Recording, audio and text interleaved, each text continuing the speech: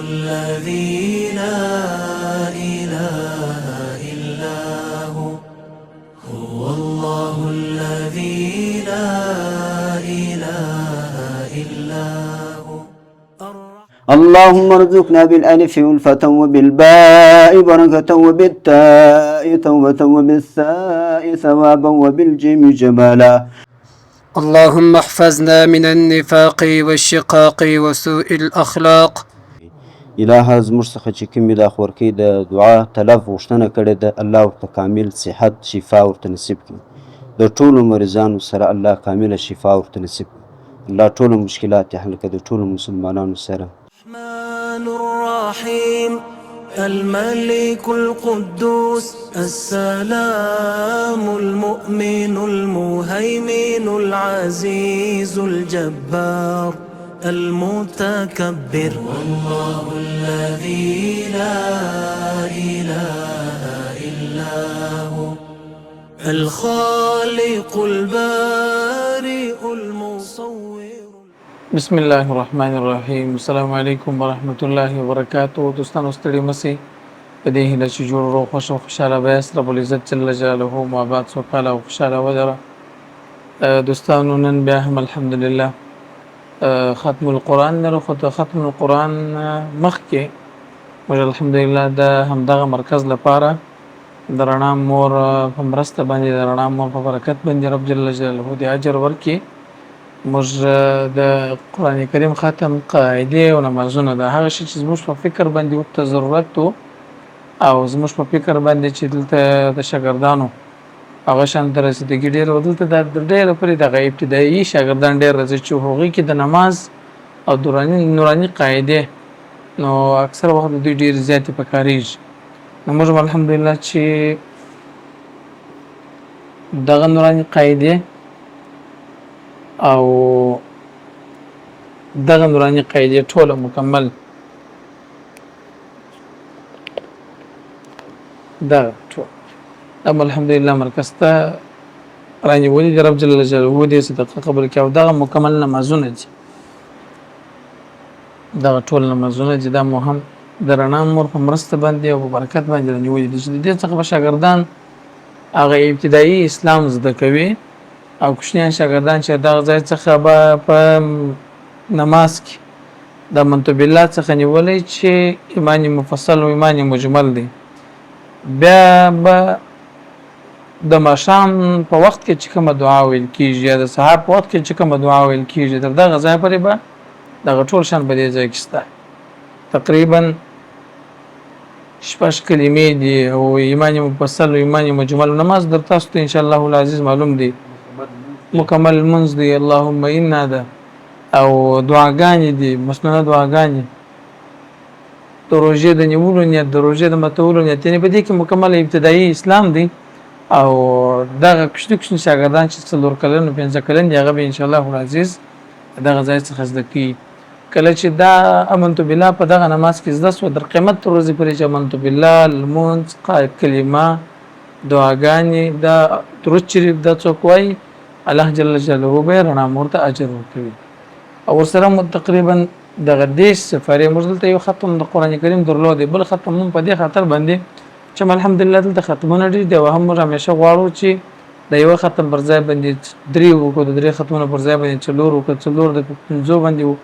په دې خاطر باندې چې یو چانس لرو چې دغه وخت چې باید د ذکر او دعاګانې وسي، بیا الله جل جلاله خبر چې څوک به ژوندي څوک به مړی. په هر صورت باندې دا هم چې زما میز ته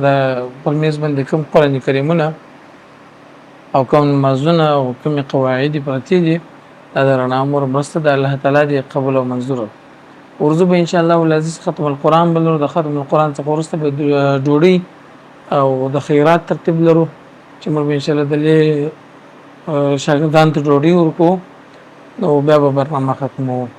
راځئ چې په دغه خیریه کاروان کې بالخصوص په دغه علمي مرکز کې خپل ځانونه ووینو، کومک او مرسته وکړو. الله جل جلاله به موږ او تاسو ته اجر راکړي. ناظم صاحب مولوي صاحب د همدغه ځای ناظم دی، نظامت د همدغه ځای هغه خدمت یې په غاړه دی. الله تعالی دې قبول او منظور کړي. موږ دا مرکز په نمایندګۍ باندې دا شان دوی ته تسلیمو فی الحال چې د هر شاګرد ضرورت هغه ته ورکړي آینده چې د کوم شاګردانو ضرورت وي هغه ته ورکړي دا به ان شاء الله زموږ په کتابتون کې پراته وي او بیا به د کوم شاګردانو د کوم غریب خلکو البته د غریب خلکو چې ورته ضرورت وي هغه به ان شاء الله العزیز ورکو سید مولوی صاحب پس تاسو به دعاګانې کوئ ان شاء الله او خدای دې تاسو ته دعاګانې کوو چې د دې مرستې هم یې د شاګردانو چې کوم څه د کې الله دې اجر دې ته قیامت پرې خیر وي دا کوم کوچنی چې بیا چې د کوچنیوال څخه که د لمر پرې کوم خبره دی د کې یا کوم څه دا نماز دی د کړي بیا د لمر پرې کوم څه وایي یا کوم څه نور ته رسي دا به د صدقه جاریه الله دې تاسو اجر ورکړي نو تر ټولو مهم شی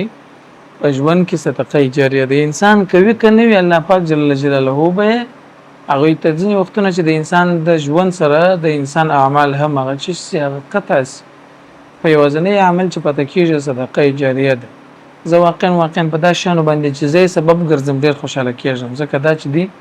به موږ یو یا باندې یو الله جل جلاله به موږ ته اجر کوي دعا وکړو ورسره به نو بغو فقط لاندې دعا به د لپاره وکړو ورسره زموږ برنامه شروع کیږي د همدغه شان د شکر په اساس باندې الحمد لله رب العالمين والعاقبة للمتقين والصلاة والسلام على خير خلق محمد وآله وصحبه أجمعين ربنا فاغفر لنا كفر عنا سيئاتنا وغفر ربنا ولا تؤاخذنا إن نسينا وأخطأنا ربنا ولا تحمل علينا إسرا كما حملت على الذين من قبلنا ربنا ولا تحملنا ما لا طاقة لنا به واعف عنا واغفر لنا وارحمنا أنت مولانا فانصرنا على القوم الكافرين اللهم احفظنا من النفاق والشكاك وسوء الأخلاق اللهم ثبت أقدامنا على صراطك يوم تزول الأقدام اللهم ربنا آتنا في الدنيا حسنة وفي الآخرة حسنة وقنا عذاب النار وقنا عذاب القبر وقنا عذاب الحشر وقنا عذاب يوم الحساب صلى الله تعالى على خير خلق محمد وآله وأصحابه أجمعين يا أرحم الراحمين. دوستانو تاسو د ختم برنامه را سره وګورئ هم د سره پات بارک الله فیکم.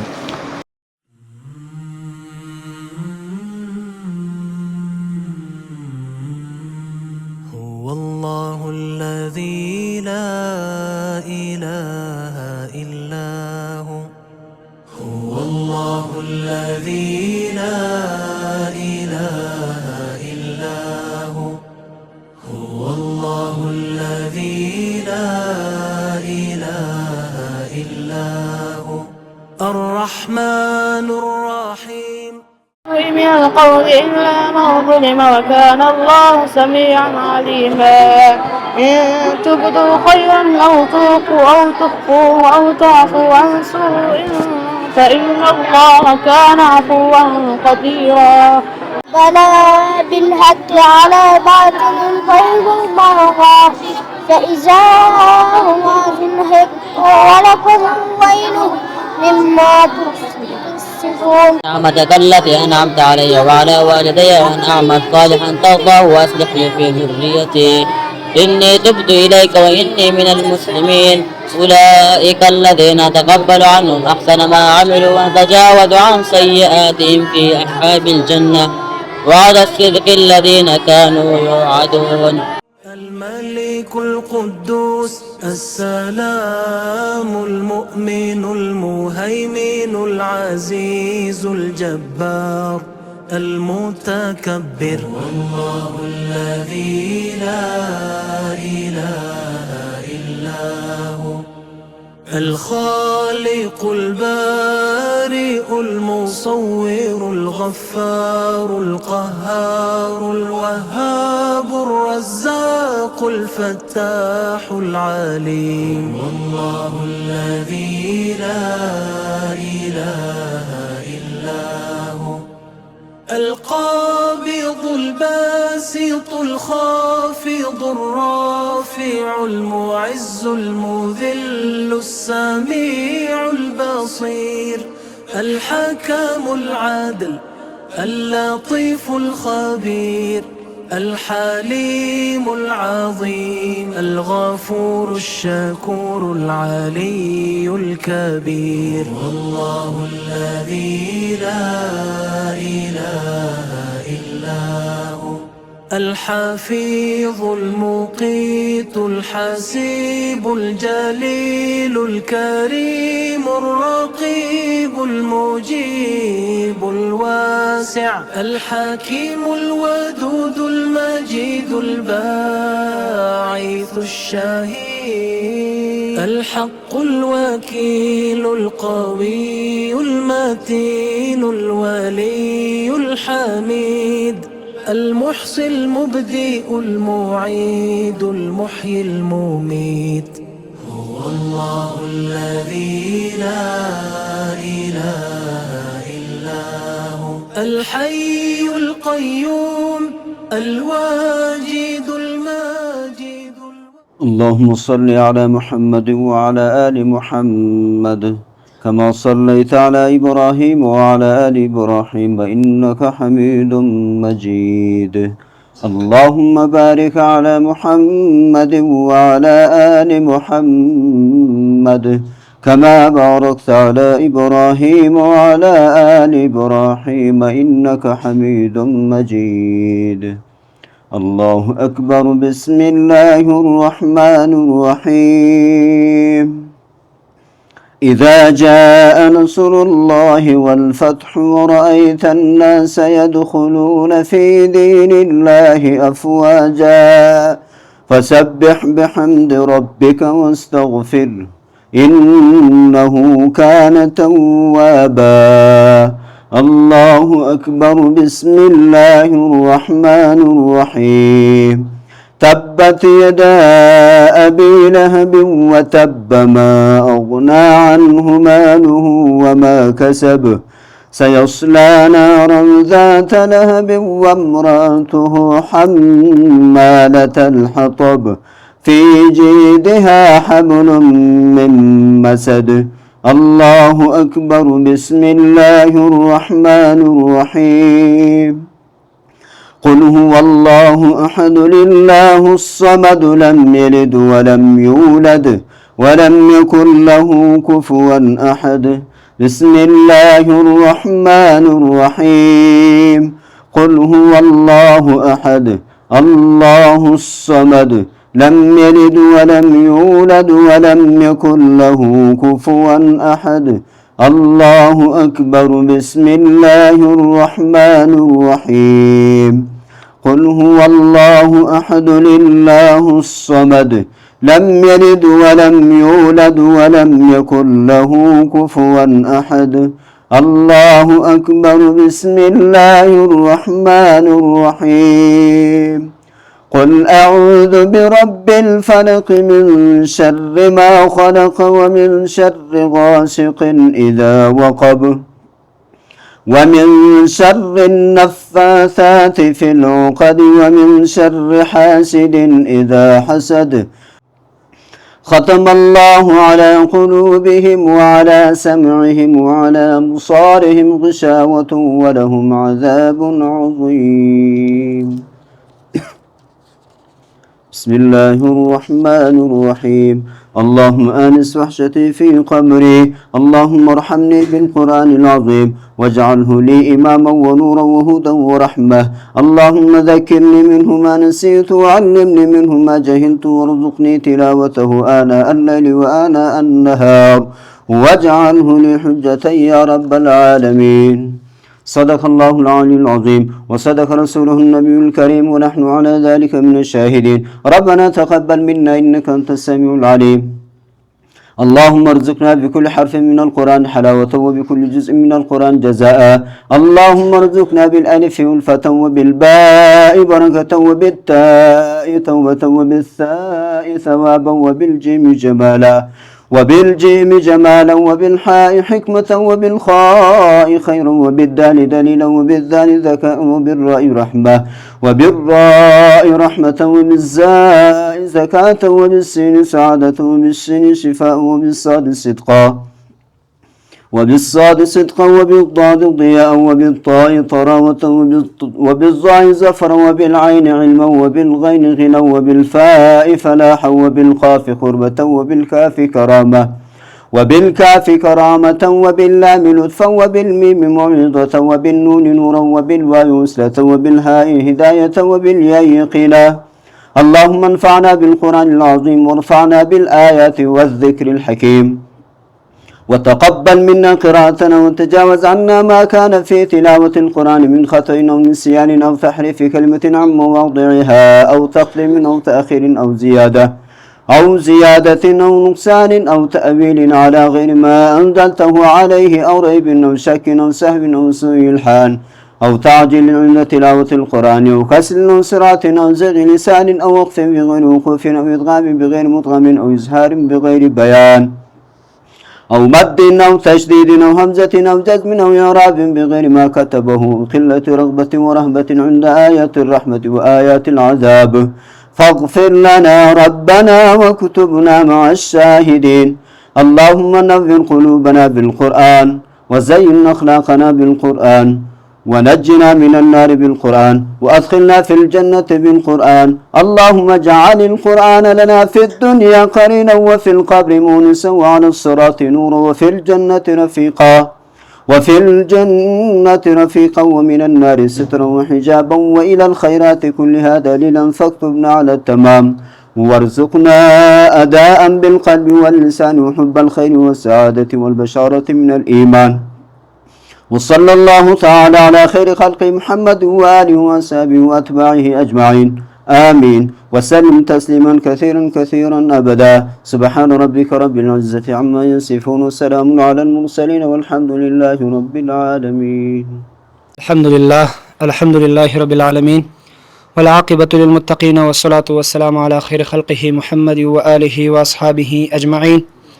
اللهم اغفر لنا ولآبائنا ولأصدقائنا ولأساتذتنا ولتلاميذنا ولعشائرنا ولقبائلنا ولمن كان لنا حق عليه ولمن وعدنا معه دعاء ولمن احتاج إلى دعائنا ولمن أحسن إلينا ولكافة المؤمنين والمؤمنات. اللهم احفظنا من النفاق والشقاق وسوء الأخلاق. اللهم ثبت أقدامنا على الصراط يوم تذل الأقدام. اللهم إنا نسألك فعل الخيرات وترك المنكرات وحب المساكين، وأن تغفر لنا وترحمنا لنكونن من الخاسرين. اللهم إنا نسألك حبك وحب من يحبك وحب حبيبك وحب عمل يقربنا إلى حبك. اللهم أعدنا على ذكرك وشكرك وفكرك وحسن عبادتك. اللهم أحسن عاقبتنا في الأمور كلها وأجرنا من خزي الدنيا وعذاب الآخرة. اللهم اجعلنا من النبيين والصديقين والشهداء والصالحين وحسن أولئك رفيقا. اللهم اجعل آخر كلامنا عند الموت بالصدق والإخلاص حق لا إله إلا الله محمد رسول الله. وصلى الله تعالى على خير خلقه محمد وآله وأصحابه أجمعين برحمتك يا رب. الحمد لله رب العالمين، والعاقبة للمتقين، والصلاة والسلام على أشرف الأنبياء والمرسلين وعلى آله وأصحابه أجمعين. اللهم اغفر موتانا وموتى المسلمين، واشفي مرضانا ومرضى المسلمين، واقض حاجاتنا وحاجات جميع المسلمين، وسلم مسافرنا ومسافر المسلمين. اللهم اغفر لنا ولآبائنا ولآباء آبائنا ولأمهاتنا ولأمهات أمهاتنا ولجميع المؤمنين والمؤمنات والمسلمين والمسلمات الأحياء منهم والأموات. ربنا ظلمنا أنفسنا وإن لم تغفر لنا وترحمنا لنكونن من الخاسرين. إله ذو الجلال ددي ختم قرآن ثوابنا فاول قدم کی وفخر العالمين حضرت محمد مصطفى صلى الله عليه وصحبه وسلم مبارك رحت وبشر لطول أنبياء عليهم الصلوات والتسليمات وأرواح وبشر لطول صحابة كرام وتابعين وتبع تابعين إمامان ومجتهدين ومفسرين لطول مبارك وأرواح إله ثواب وبشر لطول من مسلمان إله ثواب وبشر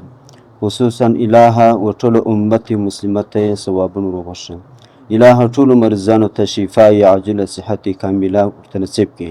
إله زموږ څخه چې کومې دا خورکې د دعا طلب غوښتنه کړې ده، الله ورته کامل صحت شفا ورته نصیب کړي. د ټولو مریضانو سره الله کامله شفا ورته نصیب کړي. الله ټولو مشکلات یې حل کړي. د ټولو مسلمانانو سره إله پر ټولو أمتي مسلمة ورحمېږه. اللهم ربنا آتنا في الدنيا حسنة وفي الآخرة حسنة وقنا عذاب النار وصلى الله تعالى على خير خلقه محمد وعلى آله وصحبه أجمعين. لله الحمد لله رب العالمين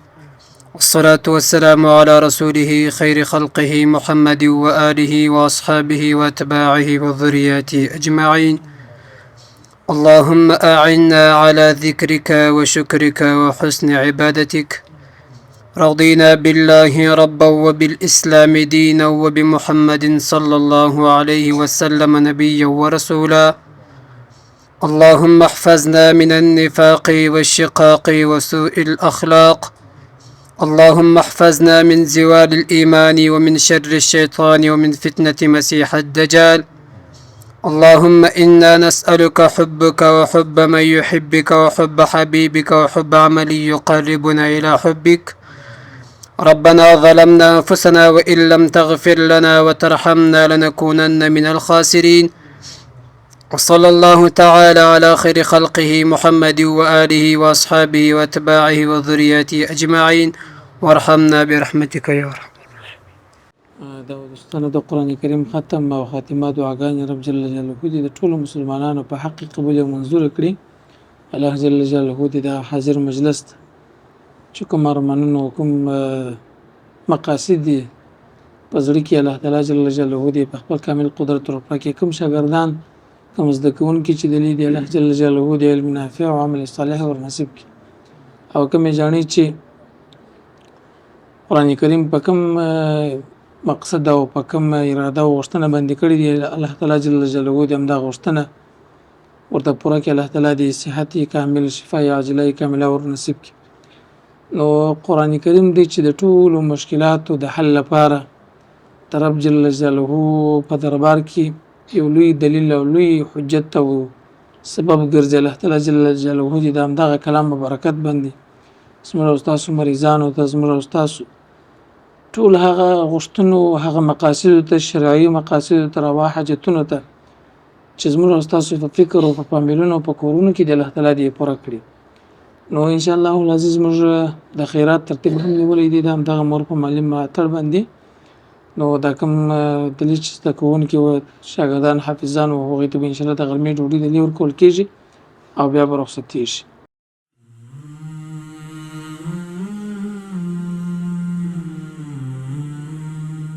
والله الذي لا إله إلا هو هو الله الذي لا إله إلا هو هو الله الذي لا إله إلا هو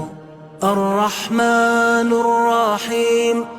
الملك القدوس السلام المؤمن المهيمن العزيز الجبار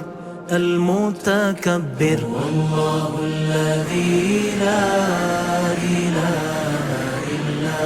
هو